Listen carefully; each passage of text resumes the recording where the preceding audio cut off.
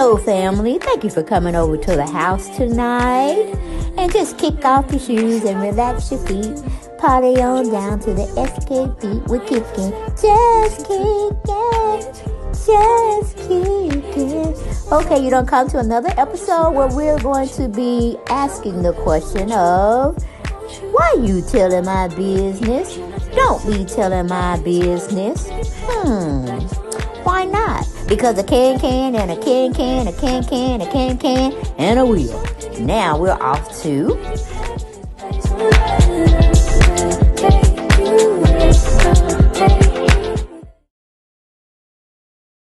Hello everyone, and welcome back to the channel. Yes, we're going to try to do something a little new.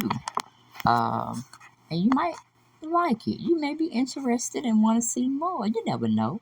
But while you're in the house, why don't you just share, like, comment, and subscribe? Share, subscribe, like, subscribe, comment, subscribe. Just subscribe, okay? And subscribe to my other channel over there. I'm gonna beg you until I get 1,000 over there. And I ain't gonna beg you no more. Because if I get 1,000 over there, make it make sense, then that means you enjoy my content, okay? You want to come over and kiki ha ha and see what the old woman doing over here, okay? I'm telling you. But we're gonna talk about Tammi Terrell tonight.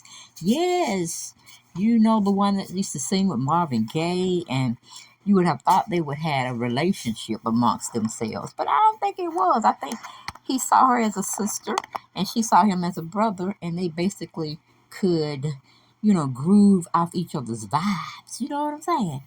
But I miss Tammi Terrell's voice, on some songs she had with Marvin Gaye.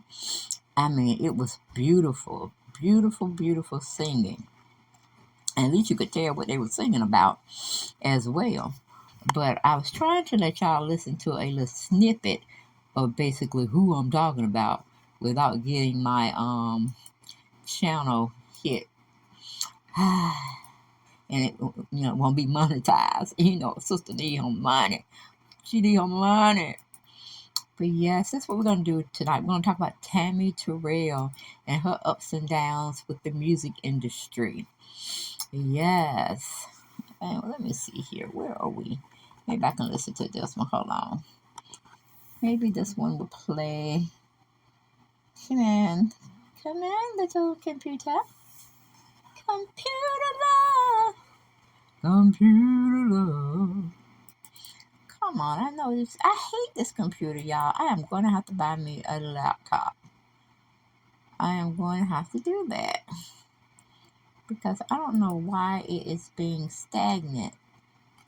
Oh, my goodness gracious. Lordy, Lordy, Lordy. How my uncle used to say. Lordy, Lordy, Lordy. But she was a beautiful soul. Inside and out, from what I'm hearing and what I'm reading on the internet about her. We already know girlfriend, mama could sing. Okay, and hit them notes like nobody's business. But her life was tragically cut short. She ended up having a brain tumor on her brain.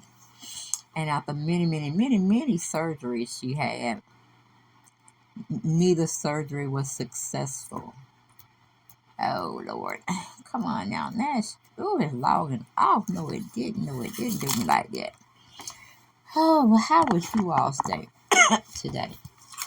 I hope you had a wonderful day at work, or if you had the day off, kudos to you. Because the rest of us jokers had to go to work. Oh, my goodness. Talk amongst yourselves. How do you say when you was in school? Talk amongst yourselves. Till I can get this straightened out. Hold on 1 second. Hold, please. Okay, we're back. We're going to be talking about the beautiful, the late Tammi Terrell. Can you give it up for? Can you give it up for? Yeah, okay, I'm trying to sound like a crowd. But anyway, she is gone, but definitely not forgotten. No, ma'am. No, ma'am. I'm trying to see if I can play something and don't get copyrighted for it. Ooh, let me see. Let's see here. See if we can put that in there. Okay. Listen, baby. Okay, I put it on pause. Trying to get to where her part is. Ain't no mountain alone. No matter where you are, no matter how far. Don't worry, baby. Just call my name. I'll be there in a hurry. You don't have to worry. 'Cause there ain't no mountain high enough. Ain't no valley low enough. Ain't no river wide enough to keep me from getting to you, babe. Now let's go on into that. Hopefully they won't copyright it. I know y'all ain't hear a lot of it, but that was enough. Okay, that was enough. If you want to go, Google it, buy the CD, whatever. But the girl could sing. You hear what I'm saying? She could sing. I mean, she could put Diana Ross out of business. Who else was like back there? Mm. Uh, who was back there, y'all? Wasn't my era. She could put Aretha Franklin out to pastor. Gladys Knight. Child, this woman could sing. But her life was cut very short due to a brain tumor. But anyway, we're going to tell you about the tragic life and the story of Motown's beautiful queen. Like I said, gone too soon, but not forgotten. And Marvin Gaye's little, what do you call it? She wasn't his side chick, but just his, I don't know, mentor or somebody. They just love singing together. They made beautiful music together. Okay, and from what it's being told, and I heard it too, looking at past documentaries and stuff, he really took her death hard. Let's get on into some of the story about who was Tammi Terrell. Okay, Tammi Terrell was one of the most popular singers of Motown, early hit factory in the 1960s, particularly with her duet partner and close friend Marvin Gaye. However, Tammi is arguably forgotten in comparison to other Motown stars such as Diana Ross, Gladys Knight, largely down to her untimely death at the age of 24 in 1970. An undoubtable talent. We can only imagine what she may have gone on to do if she had been better luck in her personal life and health. Here is her story. And we get this story by Tom Ernest. I guess he's writing for um, the music or something like that. So we want to cite our sources because we got people in the family that feels like I should do that all the time, but it is what it is. Okay. Let me see. Mm-mm-mm. Okay, it says Tammi Terrell was an American singer, best known as one of the leading stars for Motown recording artist during the 1960s and for her duets with Marvin Gaye. Her career began as a teenager, recording for Scepter and One Records before spending 2 years as a member of James Brown's live show. Okay, she also recorded briefly for Checker Records before singing with Motown in 1965. Alongside Gaye, Terrell scored several big hits, including "Ain't No Mountain High Enough," "Ain't No," oh, and excuse me, "Ain't Nothing Like the Real Thing," and "You All I Need to Get By." Woo! I know that's right. I listen to those songs fairly a lot when I'm at home and I can enjoy my music. Very good music. You can understand what they were saying. Can't understand what some of these artists are saying today. And they're not saying, they just yelling and talking. You know what I'm saying? But okay, anyway. What are her most favorite songs? Or what are her most famous songs, I should say? Ain't No Mountain High Enough with Marvin Gaye. Your Precious Love with Marvin Gaye. If I Could Build My Whole World Around You with Marvin Gaye. If This World Were Mine with Marvin Gaye. Ain't Nothing Like the Real Thing, Marvin Gaye. You're All I Need to Get By, Marvin Gaye. Keep It On Loving Me Honey with Marvin Gaye. Good Loving Ain't Easy to Come By with Marvin Gaye. And Come On and See Me. Okay. She had an abusive relationship with James Brown, go figure, and David Ruffin. In an episode of music documentary series Unsung, it was revealed that Terrell suffered from health, mental, and physical traumas after being raped when she was a teenager on her way home from school by 3 boys. Oh my lord. Tragic struck her at an early age. In 1962, a 17-year-old Terrell became involved with an abusive relationship with singer James Brown, who was 12 years older than her. One night in 1963, Terrell left Brown after he assaulted her for not watching his entire performance. You know, James Brown was crazy. Somebody should have been put his behind in jail. But anyway, one night in 1963, Terrell left Brown. Okay. But Bobby Burnett, a former member of the Famous Flames, witnessed the incident, saying he beat Tammi Terrell terrible. She was bleeding, shedding blood. Tammi left him because she didn't want her butt whipped. Okay, don't tell me women can't leave, honey.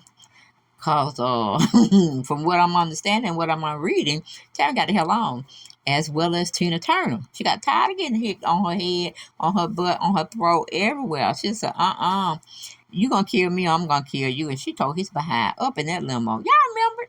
Go see if y'all hadn't reviewed or ever seen Tina Turner movie with Icon. Go see it. It's a page turner, okay? It's a page turner. But anyway, going back to the story, it said in 1966, Terrell then started a romance with the Temptations lead singer David Ruffin. That year, Terrell accepted Ruffin's marriage proposal. Woo, child. After Terrell announced their engagement on stage, she discovered that he was already married. Man, ain't that about a bitch? Okay? Ain't that about a bitch? Ruffin had a wife, 3 children, and another girlfriend in Detroit. Honey, Tammi was hitting rock bottom. I'm like, girl.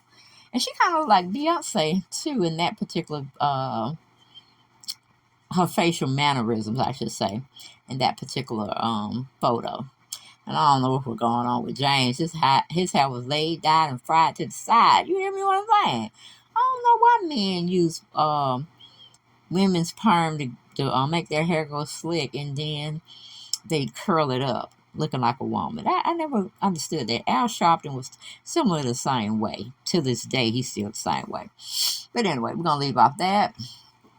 Okay, we found out that David Ruffin wasn't shit, and she had to get away from him. Okay, this and Ruffin's drug addiction led to several violent arguments. In 1967, Terrell ended their relationship after Ruffin hit her in the head with a motorcycle helmet. This girl had went, see, that's what I'm saying.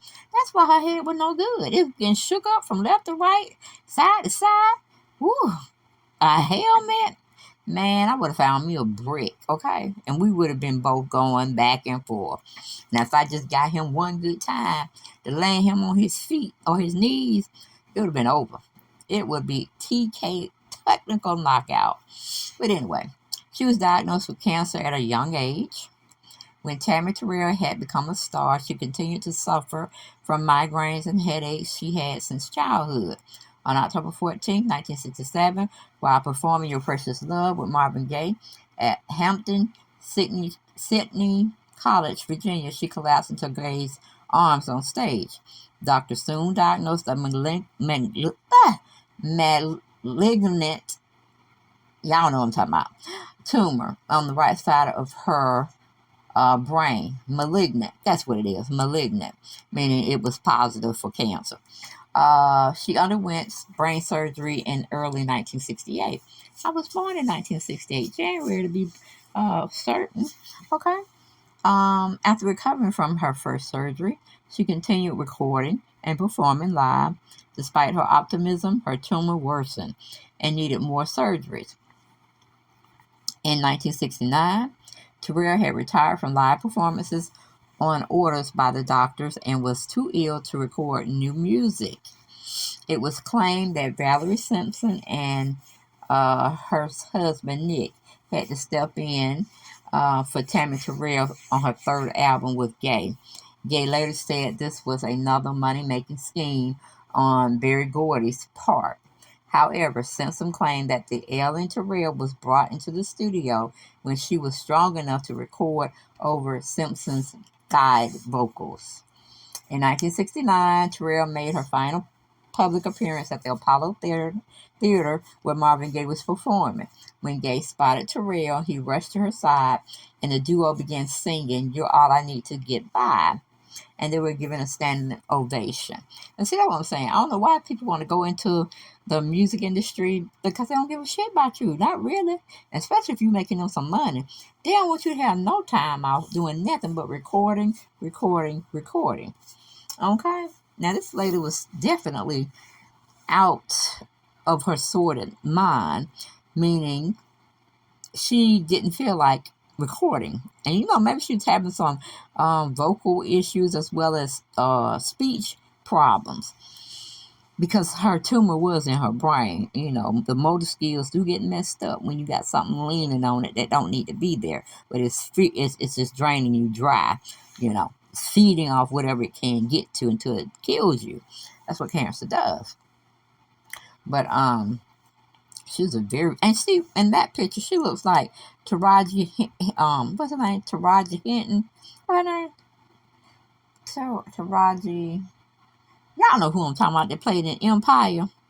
Can't remember her last name, but she kind of favors Taraji. I should say Taraji favors her, meaning Tammi Terrell. Okay, she passed away before her 25th birthday, so she was 24 when she passed away. Due to complications of her brain cancer, by early 1970, Terrell was confined to a wheelchair.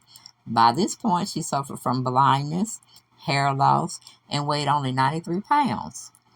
After her eighth and final operation on January 21st, 1970, Terrell went into a coma. She died on March 16th, a month before her 25th birthday.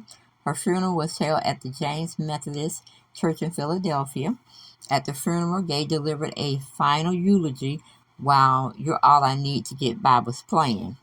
According to Terrell's fiance, Dr. Ernest Ernie Garrett, her mother angrily banned everyone at Motown from her funeral, except for Gaye, whom she felt was Terrell's closest friend. Marvin Gaye was known to have never fully got over Terrell's death, according to several biographers. It has been stated that Tammi Terrell's death saw Gaye into a depression and suffered from drug abuse. Gaye's classic album, What's Going On, also was in a reaction to Terrell's death. So they're pretty much saying he took it extremely hard. And, just some of the videos I used to watch or, the TV I used to sit by with my mom or listening to, whatever music, the oldies but goodies, she would say. It seems like they did have a very good bond with one another. I kind of like inseparable. And the music that they made together was just, it was just, what can I say? It was picture perfect. Okay? Because I think she would have gave Diana Ross some hell with them vocals. Because she was just effortless. Hitting every kind of note you wanted to do. Just almost like Pendleton. What was her name? Minnie Riperton. I gotta do one on her if y'all like this one. Because she could sing too. Effortlessly, she could hit those high notes. You know what I'm saying? But anyway, going back to the story, piggybacking off another person's article. Let's see. It's by iloveoldschoolmusic.com. I don't see the person who was responsible for this particular article, but we're going to read into it because we got time. Gonna read into it. It says, as she was dying, Marvin Gaye gave Tammi Terrell final best moments of her life. Many of us may have heard about the tight knit sister brotherly bond that Marvin Gaye and Tammi Terrell shared. What many of us may not have heard through the grapevine as of yet is the extremely touching thing that Marvin did for Tammi when she was in the final stages of her brain cancer and attending his concert. It has been reported by some of Terrell's loved ones that at the end of 1969, just before Tammy's passing in 1970, she made her last public appearance with the help from her friend Marvin Gaye. By then, she was between 85 and 95 pounds and had undergone multiple surgeries within just a few months to treat her brain tumor. Tammi rarely went out in public at that time due to her failing health, but on that day when Gaye was performing at the Apollo Theater, she felt well enough to attend. Now, a grown person, and she looked like she was probably maybe 5'6", and weighing 85 to 95 pounds. Child, I'm picturing Whitney Houston. You remember she went up there trying to do a duet or a performance with some other artists honoring Michael Jackson. That was a hot mess. That was a hot mess. Woo! But anyway, moving on from there. It says, while there, Marvin spotted Tammi in the crowd from the stage and quickly walked off the stage to sing to her. Yeah, we know about that. Standing ovation. Because of the severity of her brain tumor, Tammi hadn't performed live in almost 2 years prior. Marvin Gaye's impromptu performance allowed Tammi to perform live one last time, and she loved it. Sadly, months later, Tammi took her final breath on May 16, 1970, at the age of 24. And after that point, not really accepting Tammi Terrell's death, Marvin Gaye went into a bad stink of depression. He ended up not performing for 2 entire years after her passing, and he reportedly revealed this to a friend about Tammy's death. In my heart, I could no longer pretend to sing love songs for people. I couldn't perform, Gaye told a friend. When Tammi became ill, I refused to sing in public. He also admitted that he felt guilty over her death and performing without her for songs like Ain't No Mountain High Enough, Ain't Nothing Like the Real Thing Baby. Gaye reportedly felt like the success wasn't deserved without Tammi being here to celebrate in what she helped build in their duet projects. Let's see. Marvin Gaye delivered the eulogy at Tammy's funeral, and although he was very overwhelmed with grief and his voice repeatedly cracked throughout, he managed to beautifully eulogize the woman he viewed as a sister, as their song, You're All I Need to Get By, played softly in the background. Thousands attended Tammy's funeral. However, it was reported that Tammy's fiancé, Dr. Ernest Garrett, stated Tammy's mother banned everyone from Motown from that funeral except Marvin Gaye because she felt that he was the only true friend there. Her mother reportedly accused Motown of releasing Tammy's first and only solo album, which Tammi previously recorded but became too ill to promote, for financial gain and downplaying her illness to the media. We're not sure how accurate that particular accusation is because we haven't heard Berry Gordy's side of the story. But Marvin Gaye also alleged took issue with Motown around that same time as well. Overall, Marvin's and Tammy's friendship reminds us of all that we've been through or gone through. We've done all that we can do to help our loved ones. We can always go the extra mile to lift them up until the very end. Continue to rest well, Tammi, Terrell, and Marvin. Yes. So I want y'all to go and listen to some of the songs that I mentioned into this article. And y'all can see the love that was just shining through that her and Marvin Gaye did. Because at first I thought they were a couple. But as I kept looking at different videos and TV shows of them, and she was hooking up with all these other people, I said, nah, that's like a brother duet thing where she his yin to her yang, one beat, one heartbeat. And I don't know, maybe they could have, but I had heard stories that Marvin Gaye was kind of like Fruity. You know what I'm saying? Fruity Loops. Okay? Fruity Looms, if you must. But I don't know how true that was, because I can't recall anyone saying they saw him with someone of the same sex or whatnot. But you know, in Hollywood, ain't nothing changed. Ain't nothing new under the sun. It has been done before. We're just in repeating stages. You see what I'm saying? And Hollywood was always known or very nefarious about keeping secrets here and there and here, and hoping nothing would get out, because they had rich and powerful people making sure it didn't get out. But if you didn't do something they wanted you to do, apparently something unfortunately would happen to you or your loved ones. Okay, I tell you for what it is, or where I said it. You can, make your own perspectives of where I'm going with it. But the industry is very, very. It's not nice. And then you have to wonder about people like what was her name? Is it Pendleton? Shoot, I can't think of her name right now. Um, but you have to think back to certain artists that were out, and then they just like disappeared. They just left the scene altogether. We call them one-hit wonders, and I'm thinking it probably really wasn't a thing of one-hit wonders. They probably didn't want to do a whole lot that would sacrifice who they were, who their essence was, and selling themselves for the fame and fortune that the life of entertaining will get you into. Okay, so I was like, okay, so these people, they left because they wanted to leave. They didn't leave because they were thrown out. They decided to keep their selves intact and keep their spirituality about themselves intact, because they didn't, they would be falling, to the wayside, and they would be falling for in and everything, looking stupid, looking toe up and broke, later on down the road.